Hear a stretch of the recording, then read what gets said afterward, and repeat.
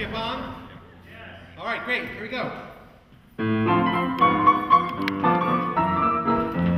It's the opening night of our 22nd season, so it's exciting. I can't believe it's been 22 years, but it has.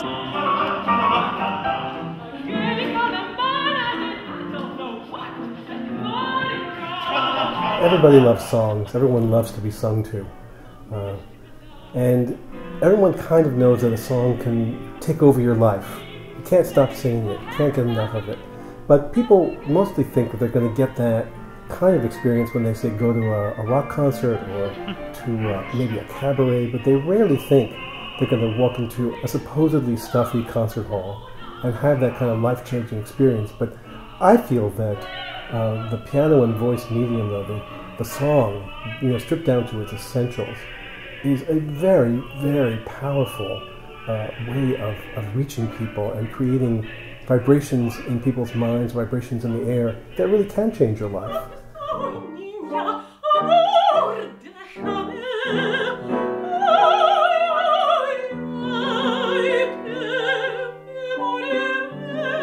Every time I come here, it is spiritual rejuvenation because it's music at its purest, it's poetry at its purest, and it's with people who are so talented, and that's what they care about. They care to bringing this kind of divine inspiration of art song, of this gorgeous music and poetry of different styles. That's their mission, bringing it to life.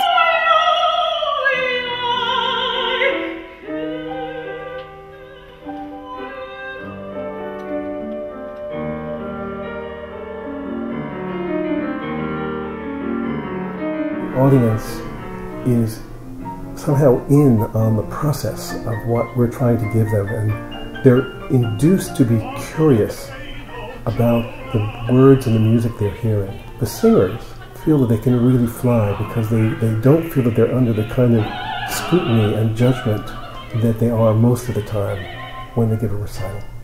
The whole idea of having a minimum of 2 singers and sometimes 3, 4, or 5 singers really gives you the ingredients to have a potentially magical concert.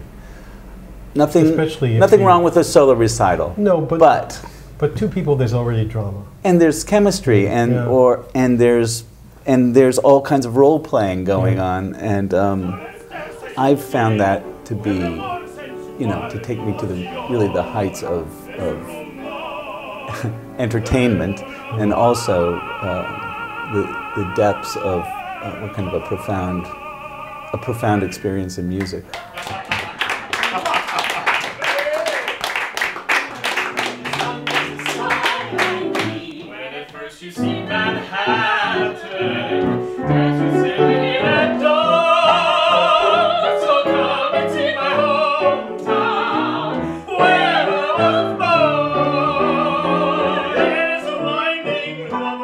Each NYFOS program is so unique, not just because of the combination of songs that are there, but the combination of personalities, which is never the same between any 2 shows.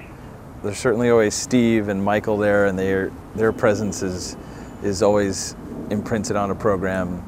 There's something that we do with a song to try and bring it to life. It's the life, the event of that song. Who are you? What are you saying? To talk about it in such a way that it kind of cracks open, honestly, about the imagination. And I think that is the hallmark of our work, is that it's very imagination-based. I'm trying to make that soul-to-soul connection, a way of hooking our energies together and melding them and blending them, so that we are, it's what I call getting on Air Steve. I want them to be in first-class seats on Air Steve. That's what it feels like to me because I'm Steve. They probably feel it the other way around. But that's okay. The point is that we are flying together. In truth, I don't know exactly who's out there. I know what it feels like to talk to them and to make music for them. And they are the greatest partners and such a crucial part of NYFOS. It has been quite a whirlwind, to say the least. We basically started getting together on Friday, I think, and started putting this all together, and it's just one number after another. But there's something that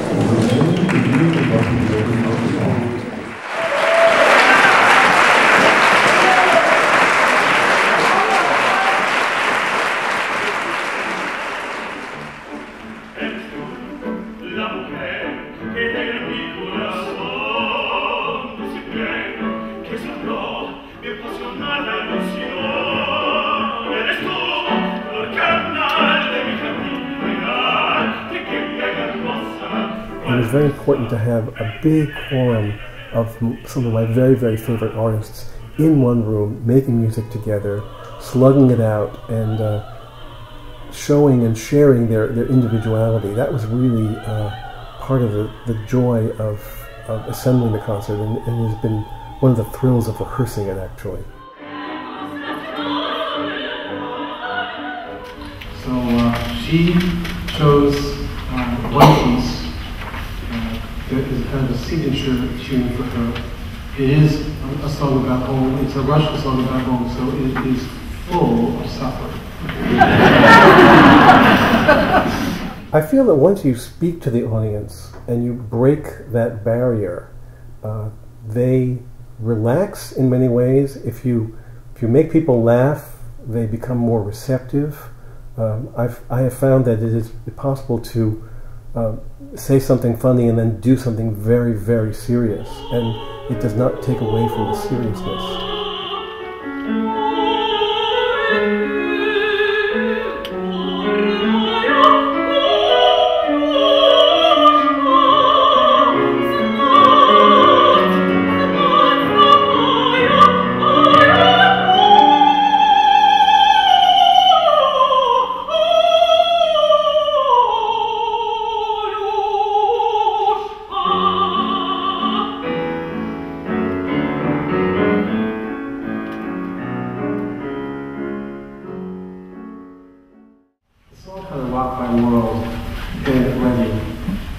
I realized that I knew the first two verses pretty well, but I was unacquainted with the third verse, and I'm honest to God, the reason was that every time I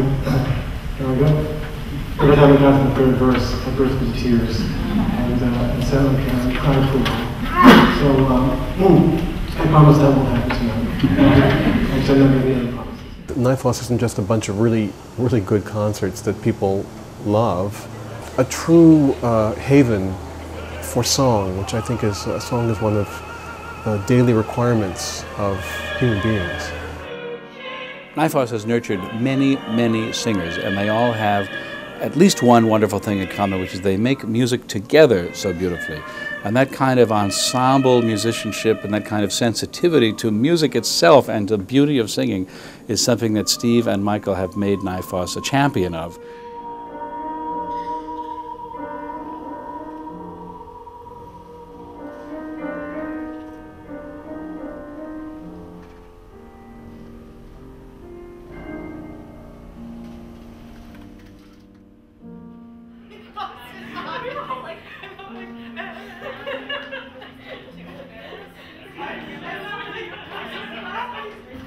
It's always a treat. Tonight I couldn't believe how much really world-class singing there was. Nobody does anything like this. This is an institution unique in New York, and as far as I know, in the world.